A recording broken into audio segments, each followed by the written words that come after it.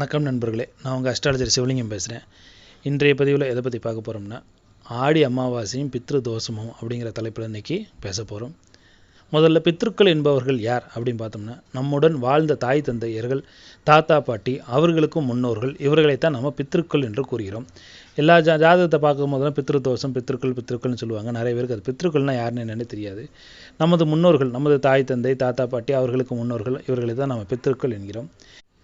தெய்வங்கள், பித்ருக்கள் என்ற இரண்டு பிரிவுகளில் தெய்வங்களை விட பித்ருக்களை முதலில் நம்மால் பூஜிக்கப்பட வேண்டியவர்கள். அதனால தான் மாதா, பிதா, குரு, தெய்வம் என்று வரிசைப்படுத்தி பித்ருக்களுக்கு அடுத்து தெய்வத்தை வைத்துள்ளனர்.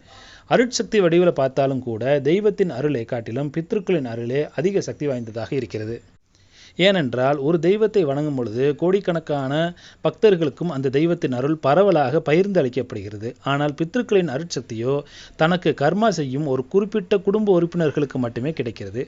ஆகவே பித்ருக்களின் சக்தி அளவுக்கு அதிகமாக அந்த ஒரு குடும்பத்தையே சாருகிறது, குடும்பத்திற்கே வருகிறது. தெய்வத்தின் அருளை போன்று பித்ருக்களின் அருளாலும் ஆசியாலும் மனைவி, மக்கள், நல்ல குடும்பம், நீண்ட ஆயுள், நல்ல தொழில், கௌரவம், புகழ், ஆடை அணிகலன்கள், ஆடம்பர வாழ்க்கை, பொன்பொருள் சேர்க்கை என அனைத்துமே பெறக்கூடிய யோகங்கள் நிச்சயம் கிடைக்கும். அதனால தான் குலதெய்வ வழிபாடு அவசியம் என்று வலியுறுத்தி கூறிக்கொண்டே இருக்கிறோம். குலதெய்வம் என்பது நமது வம்சத்தில் பிறந்து மறைந்த முன்னோர்கள் தான். ஆக என்றுமே நம் வெற்றிக்கும் மகிழ்ச்சிக்கும் உறுதுணையாக இருப்பவர்கள் நம் முன்னோர்கள் மட்டுமே. இன்றைய நவநாகரிக உலகத்தில் பார்த்தீங்கன்னா, வேலை, தொழில் காரணமாக நம் பூர்வீகத்தை விட்டு உலகின் பல்வேறு ஊர்களுக்கும் சென்று வருகிறோம். இதனால் நம் முன்னோர்களுக்கு ஆற்ற வேண்டிய கடமையும் குலதெய்வத்திற்கு செய்ய வேண்டிய பூஜை புனஸ்காரங்களும் சரிவர செய்ய முடியாமல் தடைகள் ஏற்பட்டு போகிறது. உண்மையிலே நமக்கு ஆர்வம் இல்லாமல் போகிறது. இல்லை ஆர்வம் இருந்தாலும் நமக்கு அதுக்கான நேரத்தை ஒதுக்க முடியாதபடியாக நமது வேலைபளு அமைந்து விடுகிறது.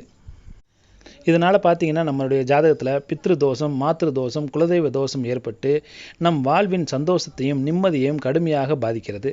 திருமணம், குழந்தை, தொழில், வேலை என பல்வேறு விதத்தில் இதனுடைய பாதிப்புகளை காட்டுகிறது. இது போன்ற தோஷம் இருப்பவர்களும், பித்ரு காரியங்களை முறையாக செய்யாதவர்களும், பித்ரு காரியத்திற்கு விடுபட்டு போனவர்களும் ஆடி மாதத்தில் வரக்கூடிய அமாவாசையில் தோஷங்களை நிவர்த்தி செய்து நன்மைகளை அடையலாம். நம் முன்னோர்கள் எல்லாம் பார்த்திங்கன்னா, அவர்கள் நினைத்த போதெல்லாம் பூலோகத்திற்கு வர இயலாது. மாதந்தோறும் வரக்கூடிய அமாவாசை, அப்புறம் பார்த்திங்கன்னா அவர்களின் ஜென்ம திதி, இறந்தவர்கள் அன்னைக்கு இருக்கக்கூடிய ஜென்ம திதி அன்னைக்கு, அப்படி இல்லைன்னா மகாலயபக்ஷ தினங்களில் தான் அவர்களால் பூலோகத்திற்கு வர அனுமதிக்கப்பட்டிருக்கிறார்கள். எனவே அவர்கள் வருகின்ற நாட்களில் நாம் பித்ரு தர்ப்பண பூஜைகளை செய்தால் அதை அவர்கள் பெற்றுக்கொண்டு நம்மை முழுமையாக ஆசீர்வதித்து செல்வார்கள் சந்தோஷத்துடன். அமாவாசை நாளில் சூரியனும் சந்திரனும் ஒரே ராசியில் உள்ளனர். சூரியன் தந்தையையும் ஆன்மாவையும் குறிக்கிறது. அதே சமயத்தில் சந்திரன் பார்த்தீங்கன்னா தாயையும் மனதையும் குறிக்கிறது. சந்திரன் ராசியான கடக ராசியில் சந்திரனும் சூரியனும் ஆக்கிரமித்திருப்பதால் தான் ஆடி அமாவாசை மிகவும் சக்தி வாய்ந்ததாக கருதப்படுகிறது.